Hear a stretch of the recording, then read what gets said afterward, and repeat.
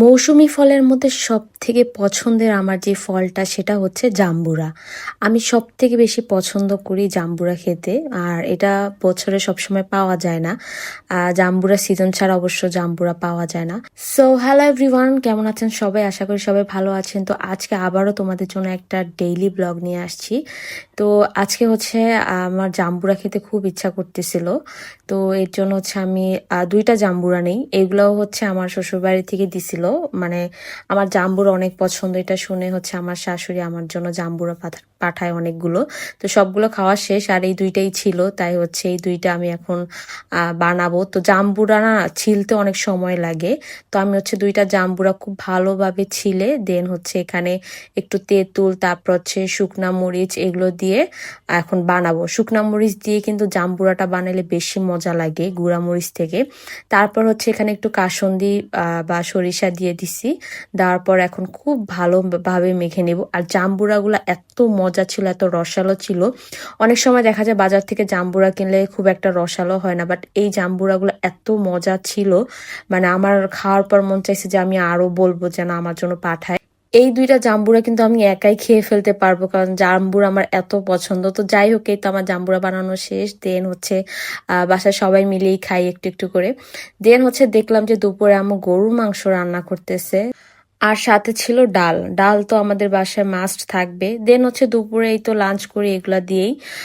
তারপর হচ্ছে বিকেল বেলা আব্বু হচ্ছে এক বস্তা পেঁয়াজ, তারপর হচ্ছে এক বস্তা আলু নিয়ে আসে। এগুলো হচ্ছে আব্বু বাজারে যাওয়ার পর দেখলো যে এগুলো নাকি দাম বেড়ে যাইতেছে, আর দাম বেড়ে যাওয়ার আগে আব্বু সবসময় এগুলো স্টোর করে রাখতে পছন্দ করে। আমাদের ছাদে যে স্টোর রুম আছে ওইখানেই হচ্ছে আব্বু একসাথে পেঁয়াজ, তারপর হচ্ছে আলু, রসুন সবকিছু কিনে রাখে। একদম ছোটবেলা থেকে আব্বুকে আমি দেখে আসছি যে মানে একসাথে অনেকগুলো বাজার করে ফেলে।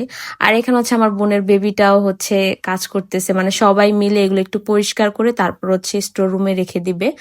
তো আর এখানে হচ্ছে আমি ওর সাথে একটু দুষ্টামি করতেছিলাম, আমি তো আর তেমন একটা কাজ করতে পারতেছিলাম না।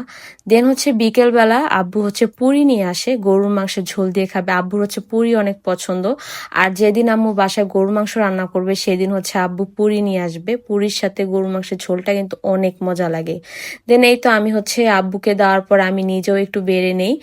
আমারও গরুর মাংসের ঝোলের সাথে পুরিটা খেতে অনেক ভালো লাগে। তো এখানে হচ্ছে আমি ঝোল নেই আর হচ্ছে একটু গরুর মাংস নিয়ে নেই। দেন এই তো নিয়ে আসছি, নেওয়ার পর হচ্ছে আমি আর আমার কাজিন খাই। আমার কাজিন বাসায় ছিল, আমার মামাতো বোনও আসছিল, তো ও আর আমি মিলেই হচ্ছে পুরি খাচ্ছিলাম।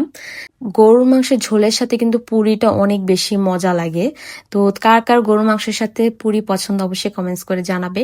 দেন হচ্ছে আমি আমার ভাইকে সন্ধ্যা বেলায় মানে হচ্ছে বিকেল বেলার দিকে ওকে বলি যে ফুচকা আনতে। তো আমি অনেকক্ষণ ওয়েট করতেছিলাম, এর মধ্যে অবশ্য আমার পুরি খাওয়া হয়ে গেছে। দেন হচ্ছে ও যখন ফুচকা নিয়ে আসে তখন তো আমার মাথা পুরাই নষ্ট। আমি তাড়াতাড়ি করে সবগুলো ফুচকা বানানো শুরু করে দিই।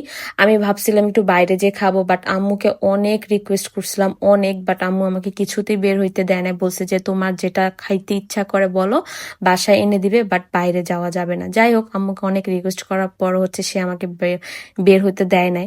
মনের দুঃখে ছোট ভাইকে দিয়ে তারপরে হচ্ছে ফুচকা আনাই। তো ওগুলাই হচ্ছে আমি সবগুলো বানাই।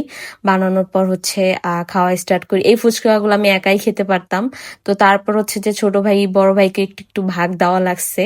তো একা তো আর খাওয়া যায় না, সবারই ফুচকা খেতে অনেক ভালো লাগে। দেন হচ্ছে আমার কাজিন ছিল, আমরা সবাই মিলে হচ্ছে ফুচকা অনেক এনজয় করে খাই। দেন হচ্ছে ফুচকা খাওয়ার পরে হচ্ছে গিয়ে ভাইয়া ওখানে হচ্ছে একটু চা বানাচ্ছিল, আর এর মাঝখানে হচ্ছে আমরা ফুচকা খাওয়া শেষ করি।